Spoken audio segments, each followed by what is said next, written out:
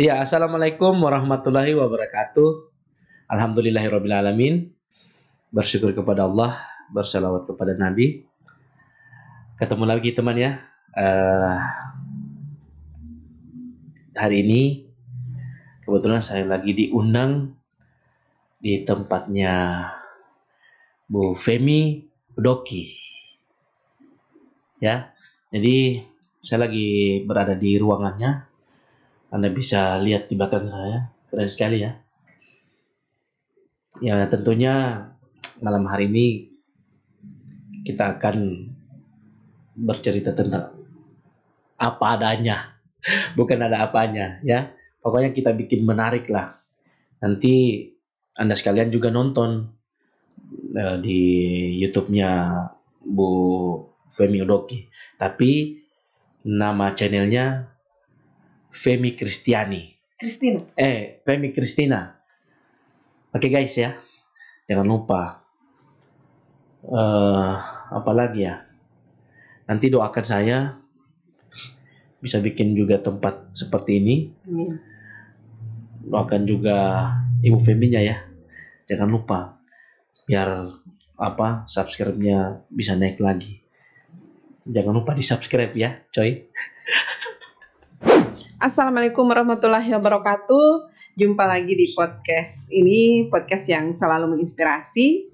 Dan tamu saya malam ini, ya, Bapak Abdul Halim Rajiu. Beliau adalah pemain takraw andalannya Gorontalo dan alhamdulillah ya, yang kemarin meraih medali emas. Ya, bagaimana kabarnya Pak Halim? Alhamdulillah baik Bu. Iya, senang dapat emas.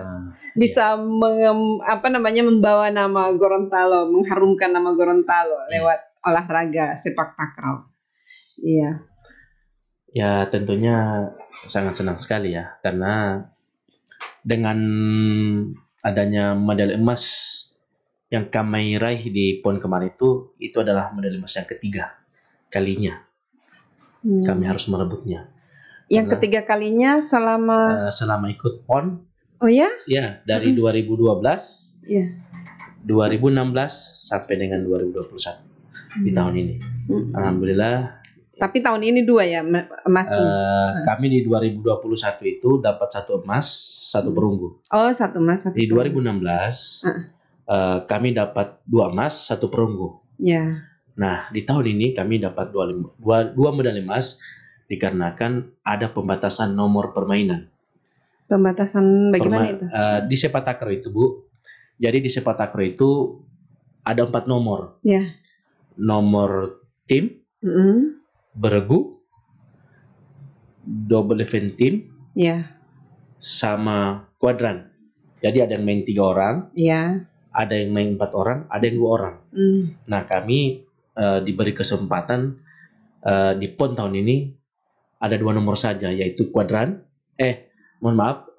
double event yang 2 orang, ya, sama intergu yaitu 3 orang. Seperti itu. Saya pikir takraw ini cuma 3 orang pemainnya, ternyata bisa 2 orang. Sekarang karena mungkin sudah banyak variasinya ya. Bahkan olahraga ini nomor-nomor ini pun tidak dipertandingkan hanya di Indonesia saja. Nomor ini pun sudah dipertandingkan di kancah Asia, bahkan di Asia Tenggara, bahkan sampai Asia kemarin di Asian Games. Dan itu pun saya sendiri pelakunya di dalam pada waktu itu. Sempat ikut Asian Games. Asian Games 2018 itu kami meraih 1 medali emas, wow, keren. 1 perak, 2 perunggu. Dan di dalam Asian Games itu saya sebagai pelakunya juga di 4 nomor itu. Iya. Iya, kemarin. Tapi 2012 tidak? 2012 sudah main. Sudah main juga, saya yang dapat juga. Iya, jadi Pak Halim ini sudah berapa kali yang memang Pak Halim main? Dari 2012. 2012 sudah main. Sudah dapat emas. Sudah dapat emas 2016 juga. 2016, iya. Jadi saya itu jadi nggak apa-apa ya, kita balik lagi dari awal. Jadi saya pertama kali mengenal sepak takraw itu di depan rumah. Oh. Jadi ada orang tua di Luo. Bukan, saya orang Limboto. Oh, orang Limboto. Katanya takraw ini orang-orang luar yang mainnya. Di situ tempat di mana di Telaga Luo itu memang mungkin orang udah tahu ya ke apa udah takraw itu dari situ takraw, gitu. Ya. Tapi pada waktu itu kebetulan di Limboto itu di Kelurahan Kaibulan. Ada sekelompok orang tua lagi main sepalilinga. Sepalilinga itu dia pakai bola kecil, tapi orangnya melingkar. Bola kecil kayak kasti begitu atau? Bukan. Dia buatannya dari rotan, Bu. Dari rotan. Iya. Nah, yang main itu orang-orang tua. Saya terinspirasi dari situ, Bu. Nah, setelah 3 bulan saya bareng-bareng bersama mereka, di depan rumah itu mereka jadikan satu lapangan. Nah, dari situ saya mulai punya inspirasi besar untuk di sepak takraw. Padahal awalnya itu saya hanya pemain bola. Tapi ya saya pikir di sepak takraw juga. Berarti beda ya sepalilinga itu sama takraw itu? Bedanya itu kan kalau sepak takraw itu sepak takraw. Bedanya di sepak takraw yang sekarang yang saya lakukan itu ada netnya. Kalau itu tidak, Bu, itu melingkar. Jadi melingkar. Jadi siapa yang dapat bola terus mati, dia nanti jongkok di tengah-tengah gitu. Seperti itu. Itu kan permainannya sepak takrawnya Gorontalo. Iya, tapi bolanya memang bola takraw. Bolanya bola takraw tapi terbuat dari rotan. Itu pun bentuknya kecil. Seperti itu. Tapi selain itu ada juga yang main takraw. Iya, ada. Jadi dari situ, Bu. Jadi usia berapa waktu itu? Saya kelas 2 SMP kalau nggak salah pada waktu itu. Iya. Nah, setelah dari situ di sekolah di SMP 2 Limboto, kebetulan ada guru saya yang lagi ngecek siapa yang bisa main takraw, saya langsung angkat tangan. Katanya ada turnamen di antar sekolah. Oh iya Pak, saya ikut. Nah, dari situ, Bu. Setelah dari situ ternyata ada pemilihan untuk ke PPLP. Saya pun ikut bareng bersama teman-teman, ada beberapa orang, dan alhamdulillah saya bisa terpilih menjadi atlet PPLP, dan pada waktu itu sempat lari. Karena dengan dengan tempaan kerasnya latihan. Ya berbagai macam kerinduan, mungkin dulu masih keanak-anakan mungkin umurnya ya. Jadi masih ada rasa rindu sama orang tua. Oh, jadi memang tidak bisa pulang itu selama latihan itu. Pulangnya nanti hari Minggu. Tapi saya pada waktu itu lari. Nah, berarti kelas 2 SMP itu sudah resmi jadi pemain takraw. Sudah resmi. Nah, dari situ setelah kelas 1 SMA, saya dipanggil lagi sama Pak Herson Taha. Dia guru. Dia pelatih. Dia pelatih saya, bahkan dia yang bawa kemarin di PON. Beliau. Nah, dari situ sampai di tahun 2006 itu saya dipanggil lagi masuk PPLP yang di sini di Jalan Bali, yang dekat sekolah kesehatan. Dari situ. Nah, dari situ setelah saya dipanggil ke PPLP itu, dari situ saya sudah mulai mengembangkan semua. Saya sudah lupa yang namanya rindu dengan keluarga. Saya sudah lupa semua. Cinta dengan takraw. Saya sudah mulai mendalami sepak takraw. Hingga akhirnya sampai dengan saat ini bisa membawa nama baik Provinsi Gorontalo meskipun hanya melalui olahraga sepak takraw ya. Jangan bilang meskipun. Ya, artinya begini. Kadang kan ada orang, kita kalau terlalu mengangkat itu kan ada orang yang nggak suka itu. Nah, kita pun tidak mungkin akan dan kita tidak bisa memaksa mereka harus menyukai. Oh iya, nggak boleh. Karena itu hanya urusannya kita pribadi aja kan. Iya. Kalau orang yang senang ya alhamdulillah. Kalau nggak senang ya alhamdulillah juga, membuat apa. Yang penting kan ini loh kami. Artinya kami memang sudah banyak makan uang daerah. Tetapi di sisi lain sudah berbuat untuk kami daerah. Sudah berbuat. Ya. Seperti itu. Iya, jadi kan dari 2012 ya sudah mendapatkan medali emas, kemudian 2016, 2018 yang Asian Games. Kemudian 2021 ini kan. Nah itu atlet selain Pak Halim itu ganti-ganti atau? Yang di mana maksudnya? Yang selama berapa kali main ini? Jadi untuk masuk di tim PON itu di olahraga sepak takraw tentunya ada ada tahapan seleksinya, Bu. Tidak harus meskipun saya hebat, saya punya nama di internasional, tidak semudah itu saya harus terpilih. Kita ada prosesnya dari awal, kita harus mengikuti tahap seleksinya. Dan alhamdulillah pada waktu itu di tahap seleksi itu qadarullah Allah turunkan bahwasanya saya harus Masya Allah. pergi untuk bertarung di PON, dan alhamdulillah segala sesuatu hajat niatnya saya tersalurkan semua. Bahkan orang-orang itu mengatakan kamu luar biasa, udah gendut begini tapi masih bisa. Iya, saya juga lihat videonya kan. Saya bilang ini orangnya besar tapi bisa begitu, bisa memainkan bola. Jadi gini, Bu, orang setiap kali datang lewat itu ngomongnya begitu. Kata saya, bukan saya yang hebat, yang hebat itu Allah, bukan saya. Coba kalau Allah nggak ada di dalam diri saya, pasti saya nggak bisa berbuat. Karena di dalam diri saya ada Allah, jadi segala sesuatu itu jika dia mengatakan innama amruhu idza arada syai'an, ya ayaqula lahu kun fayakun, segala sesuatu itu bisa jadi semua. Saya meskipun gendut begini, itu kan saya pernah lewat pembatas, Bu. Jadi pembatasnya itu tinggi seperti ini kayaknya. Nah, bolanya lari di seberang lapangan. Terus? Jadi saya di lapangan yang satu, bolanya lari ke lapangan yang duanya itu. Nah, ada pembatasnya. Nah, jadi saya ngejar bolanya itu sambil lompat. Bisa, Bu. Bahkan bolanya jadi umpan, dan pelaku smashnya itu dia mukul sampai masuk, Bu, mati. Ya Allah. Itu jadi saya udah katakan ke mereka, kita sekarang itu kalau mengandalkan sesuatu kekuatan dalam diri kita, kita nggak bisa. Itu egois. Iya, egois. Karena kalau kita tidak menyertakan Allah di dalam diri kita nggak bisa berbuat apa-apa. Saya bilang gitu. Karena sebelum kita melakukan sesuatu itu kan kita harus niat dulu, harus memang tulus dan ikhlas. Nah, orang kan mungkin ya kita belak-belakan aja, Bu, ya. Jadi orang hanya melihat sesuatu yang sudah diraih gitu. Tapi mereka nggak bisa lihat dari awalnya, prosesnya seperti apa. Proses dari awalnya. Anak saya udah 3, Bu. Ya. Istri saya hanya 1. Nah, di situ orang nggak bisa berpikir, wah, Halim udah senang, Halim udah punya mobil, udah punya rumah, udah begini. Mereka hanya lihat yang bisa mengkritik yang enaknya gitu. aja. Tapi yang mereka nggak tahu itu saya bangun pagi, harus tinggalkan anak istri, ya kan? Betul. Saya pulang, mereka sudah tidur. Saya pergi latihan lagi, mereka masih tidur siang, ya kan, seperti itu. Nah, ini mereka yang saya pikir mereka nggak sampai ke dalamnya gitu.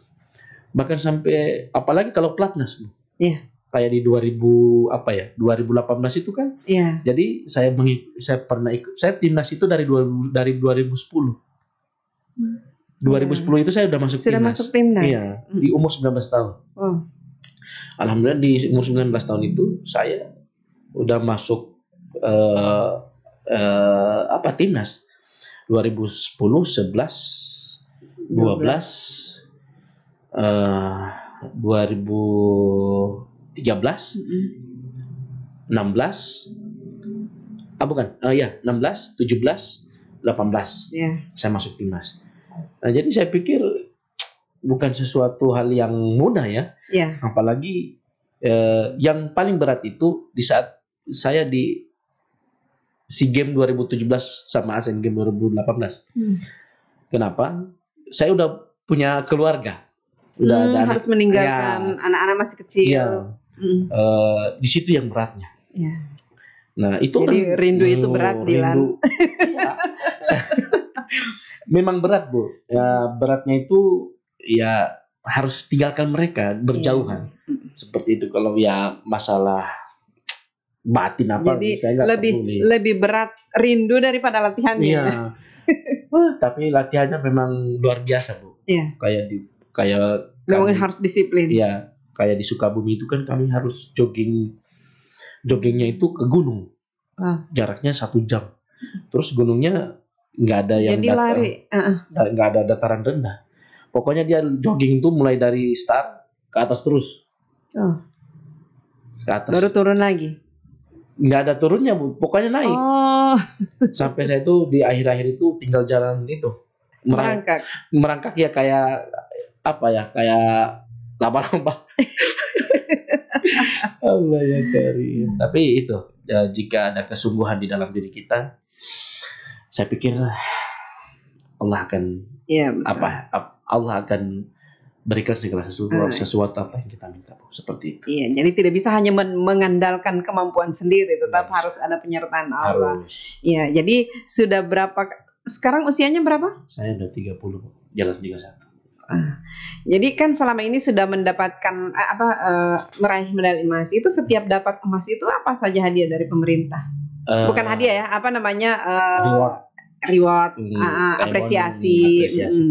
Jadi mohon maaf ya, bukan saya pamer. Iya. Saya. Tapi kan ini tetap harus. Ya, ini buat motivasi. Motivasi buat mungkin, yang lain. Ya, mungkin ada anak-anaknya yang sekarang masih dalam tahap ingin mau cari bakat ya. Tapi saya pikir di olahraga ini pun insya Allah bisa mengangkat ekonomi kita juga. Nah, di sepak takraw ini saya udah, ya bukan sombong ya, udah banyak ya reward yang udah diberikan oleh pemerintah ke saya. Saya dari segi ekonomi, alhamdulillah, mobil juga udah punya, Bu, rumah.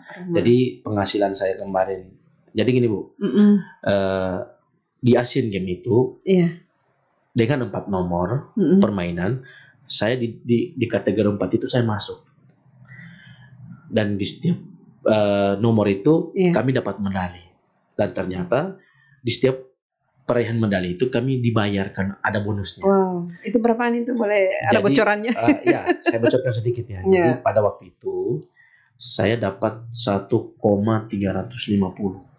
Masya Allah. 1 miliar 3 M, iya. 1 miliar 350. Satu medali atau itu 4 keseluruhan? medali iya. Jadi dari situ saya terangkat semua dari segi ekonomi. Bahkan saya pun diangkat jadi seorang ASN juga, Bu. Iya, kan biasanya begitu ya. Kalau yang atlet-atlet berprestasi itu pasti diangkat jadi ASN. Sekarang tugas di mana? Saya di Kemenpora. Tapi saya vertikal, Bu, karena saya masih aktif, masih atlet, jadi saya masih vertikal. Jadi belum ya bisa dikata belum wajib ngantor lah, karena kantor saya mungkin masih di lapangan, begitu. Jadi orang mungkin bilang saya udah kaya, udah enggak. Tapi ayolah kita lihat dari belakang dulu. Ya. Seperti apa proses hidup kita. Kalau kita memang benar dan kemauan. Ya. Jadi gini, saya mungkin pernah dengar ya. Kalau kita mau sukses, kita harus dekat-dekat orang yang sukses. Iya, betul. Ya. Mau, jadi mau jadi orang baik, dekat-dekat dengan orang baik. Jadi gitu. Jadi pegangan saya itu. Kalau saya mau cari orang yang inilah, orang yang minimal ya bisa berbagi dengan ilmu dengan saya. Jadi dari situ saya belajar, ternyata kalau kita tidak mau bergerak, maka segala sesuatu pun itu tidak akan bisa bergerak. Kalau kita akan bergerak, semua akan bergerak. Gitu dalam diri saya mengatakan. Untuk 2021 ini bonusnya katanya rumah ya, dapat rumah. Kemarin yang dapat rumah itu hanya Hendra Pago, teman saya. Dia kebetulan Hendra Pago itu bukan yang itu pemain lama juga kan? Iya, dia senior saya, senior. Beliau pelatihnya toh? Bukan, dia atlet masih pasangan saya kemarin. Kebetulan dia domisili kota, jadi dia dapat rumah. Iya. Ini reward ini kan berdasarkan, jadi kalau Pak Wali memberikan hadiah rumah. Jadi saya tuh kemarin udah nawarin juga, saya bilang saya mau pindah kota, siapa tahu. Siapa tahu dapat. Kalau di kabupaten apa?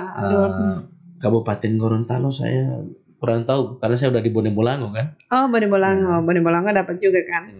Iya, kata Amin Pogeman kan pas ketemu nanti diacarakan di bulan Januari begini. Ya mudah-mudahan. Dapat apa? Rumah juga? Saya mungkin kurang tahu, Bu. Saya karena belum dapat bocoran juga kan. Ya mungkin, yang jelas ada bonus. Ya, mungkin bonusnya berupa uang gitu. Oh, iya. Bisa jadi seperti itu. Karena 2018 juga saya dapat. Kan 4 orang yang berangkat? 4 orang. 4 orang. Jadi 2 orang dari kabupaten. Kabupaten kalau sepak takraw itu ada berapa orang, Bu? Oh, pelatih itu dari Pak Hersos sama Pak Noldi itu sebenarnya kabupaten. Kabupaten. Sama Wahyu Ramadan. Terus bagaimana perhatian terhadap takraw selama ini dari pemerintah, atau jangan-jangan ini takraw berkembang dengan sendirinya atau gimana? Tentunya gini, Bu, tentunya semua itu ada keterkaitannya. Ada saling mendukung lah antara kami atlet, pengurus, dengan pemerintah setempat ya. Nah, saya pikir dukungan itu ada untuk pembinaan terutama untuk pembinaan ada. Tetapi mungkin untuk di Gorontalo tidak berjenjang, Bu. Belum berjenjang. Artinya tiba masa tiba akal. Iya, artinya gini. Kalau kayak di daerah lain itu, mereka ada klub-klub anak-anak yang pembinaan bibit-bibit anak-anak. Kayak sepak bola kan, ada yang SSB yang masih di sini yang ada baru satu di Luo, di Telaga. Nah, tapi itu pemerintah yang ini atau mungkin klub sendiri mereka bikin sendiri atau bagaimana? Saya kurang tahu, Bu. Yang jelas itu sudah lama, bahkan saya tidak pernah bertanya-tanya tentang itu. Kalau tidak salah di Luo itu ada tugu takraw ya? Iya, itu ada bola kan, bola besar itu kan. Nah, gornya mereka itu yang di sebelah itu. Itu gornya anak-anak di situ. Terus? Nah, seandainya di Gorontalo akan dibuka, mungkin perhatiannya akan dibukakan satu klub-klub di setiap daerah ya, apa di setiap kecamatan apa. Saya pikir sepak takraw di Gorontalo lebih luar biasa lagi. Jangan sampai setelah Pak Halim dan kawan-kawan ini pensiun, ini malah emasnya tidak dapat lagi. Begini, jadi untuk persoalan ada yang menggantikan dengan tidak itu kan tergantung kemauannya orang. Nah sekarang kan minum dong. Oh ya. Nah sekarang itu kan ada PPLP, Pusat Pendidikan Olahraga. Cuman PPLP ini apakah dia setiap jangan sampai nanti ada event baru itu gini, Bu. Latihan lagi begitu. Jadi PPLP itu kan mereka dianggarkan dari Kemenpora. Seperti itu. Jadi mereka dianggarkan dari Kemenpora. Mereka wajib hukumnya latihan. Setiap hari. Oh. Jadi mereka itu sudah dibiayai. Bahkan kan dulu saya tinggal di situ juga di PPLP. Jadi alhamdulillah selama saya berkarir di olahraga ini, sampai dengan lulus S1 itu saya nggak pernah bayar sekolahnya. Bahkan sampai kuliah itu saya nggak bayar, malah dibayarkan saya. Itu alhamdulillah sekali. Berbalik sekarang karena udah punya anak kan, saya harus bayar anak-anak. Suruh main takraw lagi anak-anak. Anak-anak sudah besar-besar atau masih? Yang pertama itu udah SD kelas 1. Yang kedua TK. Cowok cewek? Yang cewek pertama. Yang kedua itu cowok udah TK, yang satunya lagi baru umur 2 tahun lebih. Ada enggak di antara 2 orang ini yang mulai memperlihatkan? Mungkin yang kecil itu. Yang kecil malah. Yang kecil itu mungkin fotokopi.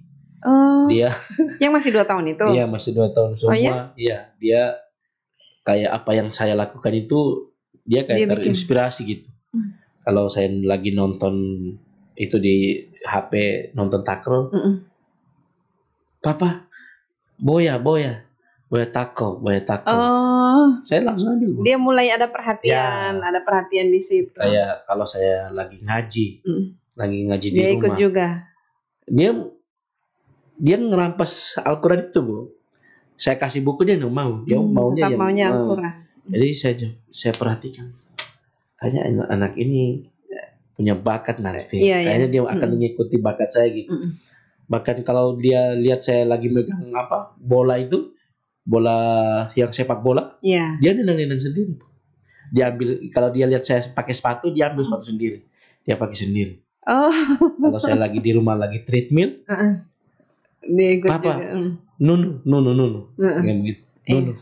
Jadi dari situ Bu. Jadi saya pikir jadi kayaknya ini anak ini punya kelebihan lah. Iya. Mungkin yang bisa melanjutkan karir saya. Seperti itu. Iya. Berarti sudah banyak atlet-atlet takraw ya sekarang ini. Tapi saya lihat YouTube ini Pak Halim ini ada YouTube, ada channel YouTube juga ya, Abdul Halim Rajiu. Nama channel beliau, silahkan di subscribe ya. Karena banyak juga hal-hal yang menginspirasi yang sering beliau konten beliau ya upload di YouTube, dan ternyata bukan cuman atlet tapi ada juga yang terakhir saya lihat lagi mengaji, lagi selawatan. Ya, ini luar biasa ini. Nah, ini Pak, saya lihat kan tadi ada tentang atlet yang pindah daerah. Ini juga trending topik. Iya. Iya, jadi gini, masalah yang tadi Ibu lihat itu ya di YouTube saya. Jadi mereka itu karena mungkin di daerah tidak tersalurkan apa yang mereka inginkan menjadi untuk mengikuti PON kemarin. Karena dengan adanya keterbatasan, mungkin melalui video itu saya bisa mengeluarkan unek-unek yang ada dalam diri saya, Bu. Jadi mewakili mereka ini. Ya, mewakili mereka. Nah, jadi di video itu saya mengeluarkan statement ini tidak ada tedeng aling-aling, Bu ya. Ini terbuka aja. Jadi di sisi lain saya tidak mau bela mereka. Di sisi lain pun saya tidak mau bela menjatuhkan pemerintah Provinsi Gorontalo. Karena saya maunya di antara. Karena mungkin melalui video ini, melalui video saya yang tadi itu, saya pikir akan mereka bisa sadari gitu, karena mereka pernah berjuang bersama-sama dengan saya.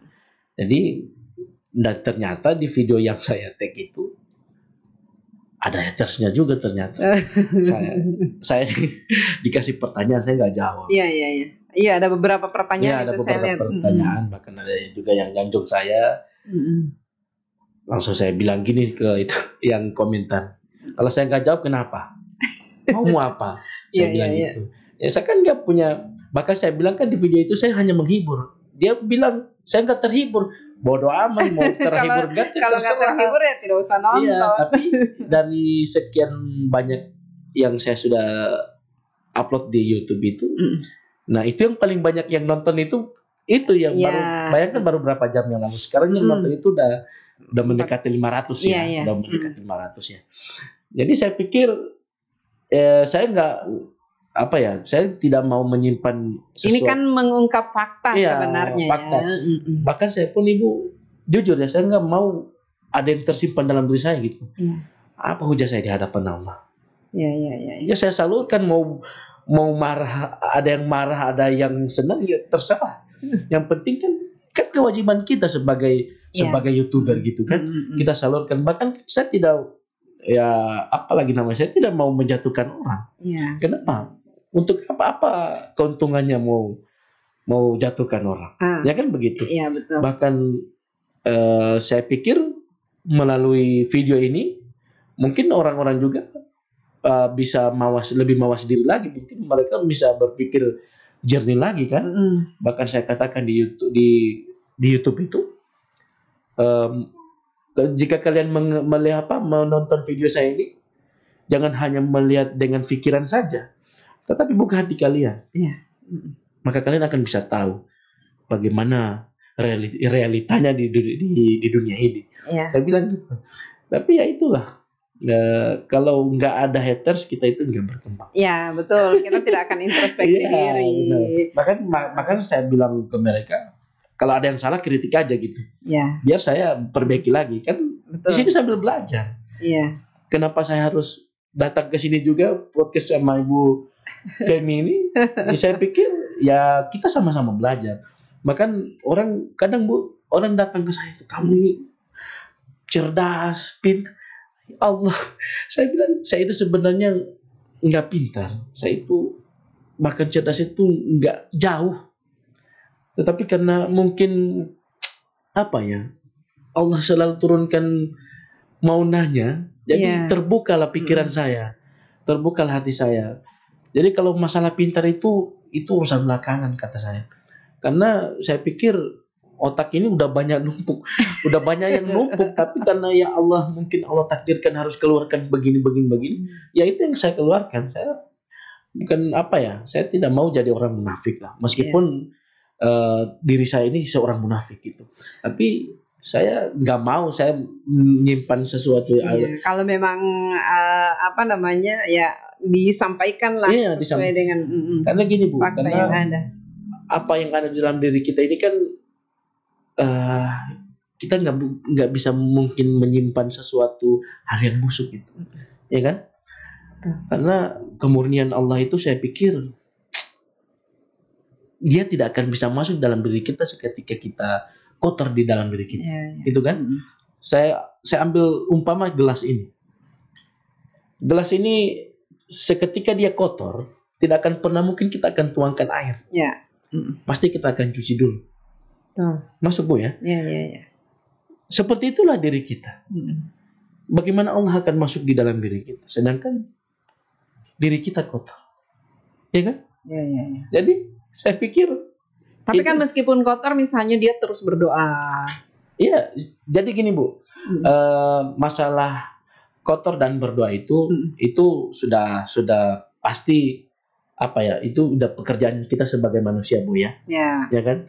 Tapi bagaimana caranya kita tetap mengistiqomahkan apa yang ada dalam diri kita ini. Gitu. Nah, sekarang kan banyak orang-orang yang saya pikir saya pikir mereka terlalu mendalami, terlalu sehingga mereka bisa kamu gini, ya kan? Nggak usah ini ya, kamu gini. Ya kalau saya enggak lah. Saya pikir semua itu di dunia ini tempat kita bukan bermain-main, tapi di dunia inilah tempat kita untuk mencari jalan yang terbaik. Seperti itu. Nah, kita kembali ke yang tadi, yang atlet yang pindah daerah itu. Apakah itu tidak merugikan Gorontalo sendiri ketika ada atlet-atlet yang, apalagi kalau atlet yang bagus-bagus ya, kemudian pindah dan mereka akan mewakili daerah lain untuk bertanding gitu. Kemarin mereka mewakili daerah lain. Iya, sekarang kan lagi tanding mereka. Oh iya. Tentunya sangat merugikan sekali Bu ya. Udah pasti. Karena dari kecil mereka dibina di PPLP. Mereka jadi hebat-hebat itu kan di PPLP. Tetapi ya mau gimana lagi. Karena itu udah jadi hak mereka. Itu sudah menjadi ketentuan mereka untuk pindah. Karena ini juga saya pikir menyangkut masa depan mereka. Ya tidak kan? Ada juga yang bisa melarang yang bisa menahan. Jadi bumi Allah ini kan luas. Kalau seandainya di sini kita tidak dapat, kan ada di tempat lain seperti itu. Yang mungkin itu yang ada di dalam dirinya mereka. Daripada di daerah mereka tidak berkembang, mereka vakumnya, jalan satu-satunya mereka harus pindah. Seperti itu. Tapi menurut saya juga ini memang tidak bisa disalahkan juga ketika mereka pindah. Karena ingin mencari juga penyaluran kan. Apalagi kan ada teman saya yang satu itu udah berkeluarga.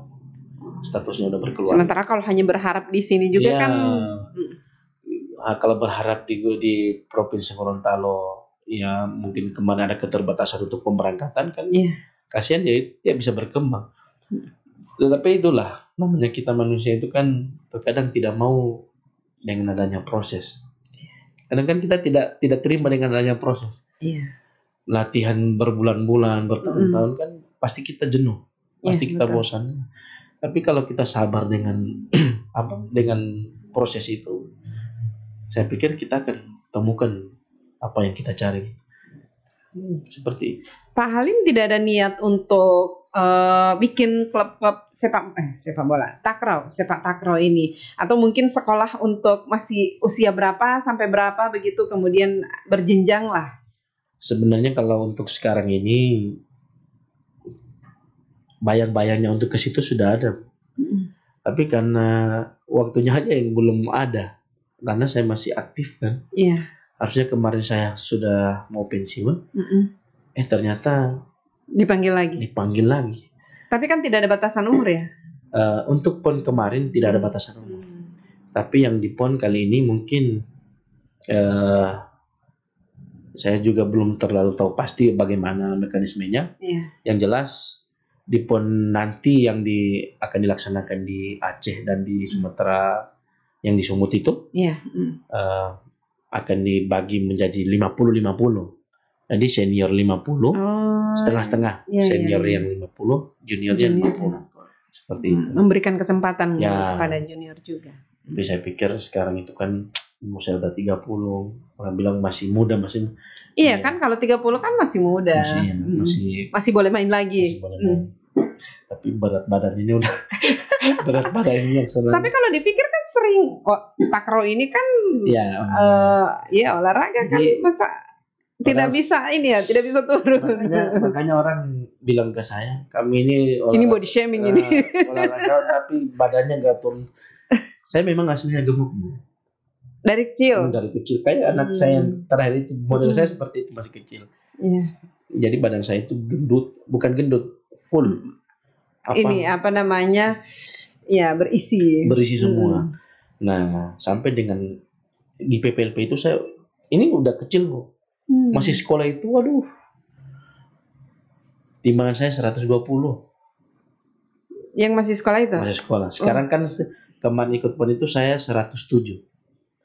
Timbangan saya. Tidak ada batasan ya, tidak ada persyaratan timbangan berat badan harus sekian begitu. Tapi saya di tahun 2010-2011 timbangan saya 89. Kecil. Lebih kecil ya. Kecil. Tapi nggak tahu sekarang kenapa. Mungkin pengaruh faktor udah berkeluarga juga kan, makan. Pikirannya juga mungkin sekarang udah nggak kayak dulu lagi, banyak memikirkan hal-hal yang mungkin yang tidak bermanfaat di dunia ini kan. Nah sekarang kan lebih fokus ke sininya, artinya lebih mengkerucutkan lagi kehidupan saya sehari-hari seperti apa gitu. Rencana ke depan apa kira-kira? Ya rencana ke depan ini kan kemarin mohon maaf ya, kemarin saya sempat kami kemarin sempat dijamu oleh Pak Rektor. Ketemu dengan beliau di ruangannya, saya langsung disapa, bahkan langsung ditanyain, kamu minta bonus apa? Kata Pak Rektor. Saya dengar kamu mau pindah ke UNG, kata Pak Rektor. Jadi saya bilang, siapa tahu di UNG bisa kan ada fakultas olahraga. Saya bilang, kalau Bapak berkenan, saya mau Pak pindah ke UNG. Ini bukan saya, tapi saya nanya kamu mau tidak? Ya, Pak Rektor ini sebenarnya minggu ini mau podcast di sini, dia lagi ke Jogja. Jadi, ya sudah, kalau kamu mau pindah, hari ini saya tunggu suratnya. Siang itu saya buatkan surat. Langsung bikin. Karena status saya masih Kemenpora kan, Bu, yang pendidikan. Ya, mumpung beliau sudah mengungkapkan itu, mungkin saya pikir itu rezeki Bu juga buat saya. Apa salahnya saya harus berjenjang ke situ? Bahkan saya kan tidak, saya sebenarnya Bu, hidup saya itu ya apa yang sudah terjadi itulah yang Allah siapa tahu kan di kampus bisa mencari juga. Nah di situ dari situ saya dapat pikir mungkin siapa tahu rezeki saya jadi dosen kan. Amin. Jadi saya langsung bikin suratnya. Saya sudah sore itu saya langsung masukkan suratnya. Dan kemarin akhirnya saya dimintakan dari fakultas itu, dia mintakan yang SK saya itu SK 80 sama yang 100 sama ijazah saya. Nah untuk proses tinggal menunggu realisasi. Menunggu realisasi dari antara Kemenporanya sama yang kan harus ada ini lolos butu ya. Tapi Pak Rektor kemarin katanya dia hari apa dia akan ketemu langsung dengan Pak Menteri. Pak Menteri. Nah kebetulan Pak Menteri kan dekat dengan beliau. Iya. Karena nanti mereka ada pertemuan di Bali. Ini ada pertemuan di Bali karena Pak Menteri lagi di Papua sekarang mungkin. Iya, agak di Parnas ya. Nah, karena ada pertemuan Pak Rektor mengatakan kemarin itu dia akan ketemu langsung dengan Pak Menteri. Kata saya, insya Allah Pak. Keren, insya Allah. Siapa tahu di UNG lebih bisa mengembangkan ya. Ya, lebih banyak lagi yang bisa diperbuat. Dan ya siapa tahu ada atlet-atlet yang walaupun atlet takraw ini kan harusnya dari kecil ya sudah di. Ya. Tapi kan di UNG kan setelah dari PPLP itu. Iya. Saya kan di situ lulusan lulusan olahraga juga. Olahraga, ya. Jadi saya pikir, dari situ kan orang-orang masuk UNG. Ya, jadi saya pikir setelah mereka dari PPLP mereka melanjutkan studinya mereka, saya pikir nggak rugi Bu. Iya. Karena di sini juga kan fakultasnya fakultas olahraga. Iya. Bahkan punya gedung juga. Jadi saya pikir apa yang mereka miliki dari PPLP itu tidak akan mati gitu. Tetap akan berkembang seperti sebagaimana biasanya. Iya. Seperti itu. Oke deh. Terima kasih banyak ini sudah berbagi di sini, berbagi inspirasi dan ini sangat menginspirasi. Jadi yang tadinya hanya menonton, hanya jadi penonton sepak lilinga. Sepak lilinga dan akhirnya punya keinginan yang kuat untuk jadi pemain takraw dan 4 kali ya meraih medali emas. Ya. Tapi ini Bu ya, dikit lagi. Tapi inilah saya. Artinya saya dengan bahasa saya seadanya ini ya seperti ini. Yeah. Artinya dengan kosakata yang tidak beratur apa segala macam. Tapi saya kok berani ngomong di depan kamera. Seperti siapa bilang tidak beraturan? Bagus. Saya merasakan seperti itu. Artinya dengan bahasa baku kan ada bahasa baku yang baik kan. Yeah. Tapi menurut saya bahasa saya ini nggak beraturan gitu, tapi kok orang yang paling penting disampaikan dengan bahasa apapun dia yang penting menginspirasi orang dan ini sangat menginspirasi. Di situ sebenarnya letak yang sangat saya ini itu di situ Bu. Iya. Mau bagaimana bahasa saya penting mereka bisa pahami, bisa masuk. Ya sudah saya buat apa adanya gitu.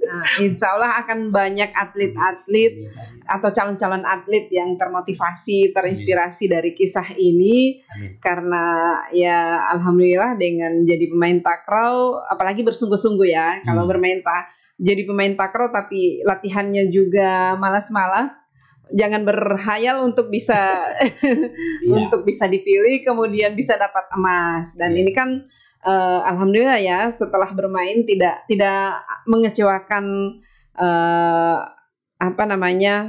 pemerintah, kemudian klub PPLP. Namanya ya PPLP. Ini ya ada hasil yang dibawa ke sini.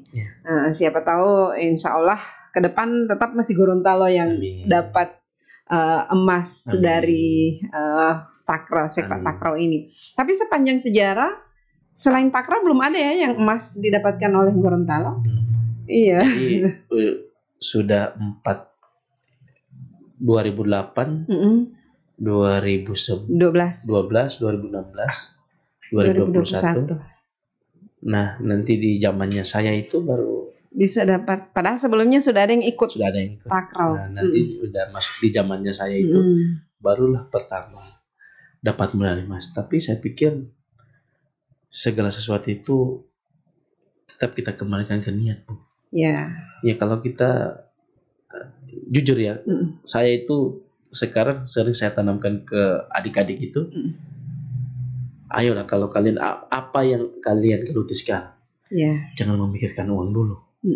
Yang harus kalian pikirkan sekarang, kalian harus kalian pikirkan itu adalah bagaimana kalian bisa memberikan yang terbaik dulu. Masya Allah, luar biasa. Jadi bonus itu nanti belakangan ya. Jadi kata-kata ini Bu, bukan nanti sekarang. Iya. Dari awal saya berkarya itu yang sudah saya pegang. Tetapi nanti kali ini baru saya keluarkan. Biar mereka paham. Jadi bermain saja, jangan dulu berpikir bonus, tapi bagaimana bisa memberikan yang terbaik untuk daerah. Kalau kita udah memberikan yang terbaik, saya pikir itu akan mengikuti.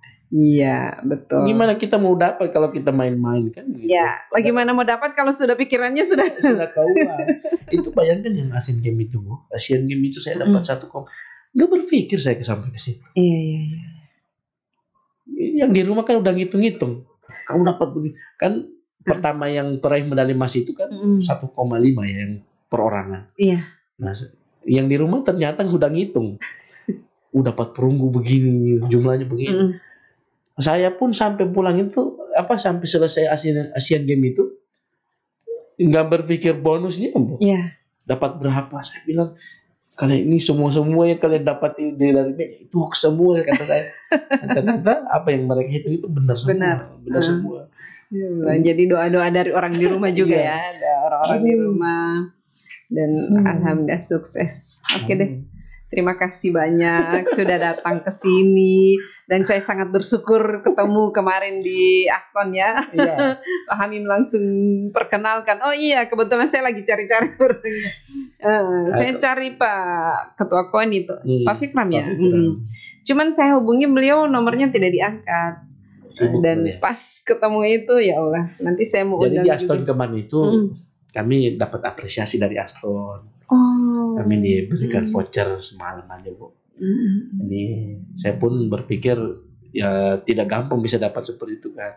Mungkin manajernya mungkin dia sempat nonton, sempat lihat perjuangan para atlet, mungkin dari situ dia bisa mengapresiasi meskipun hanya dengan voucher semalam Tapi menurut kami itu sangat ada apresiasi lah. Nanti ini hari Kamis nanti kami dapat voucher lagi dari Grenki. Wah, keren. Ya, minimal bisa ajak anak-anak ke situ. Biar mereka bisa mandi-mandi kan. Ya Allah ya. Iya. Oke, sekali lagi terima kasih. Semoga ini sangat bisa menginspirasi semua orang. Ya. Alhamdulillah. Tadi baru saja melaksanakan podcast bersama Ibu Femi. Tentunya seru sekali ya teman ya. Nanti kalau nonton jangan di skip, nontonnya full biar kalian tahu bagaimana cerita kami dari awal sampai hingga akhirnya ya. Jadi semoga video yang kami tayangkan ini bisa bermanfaat untuk Anda sekalian. Mungkin itu saja. Billahi taufiq wal hidayah. Assalamualaikum warahmatullahi wabarakatuh.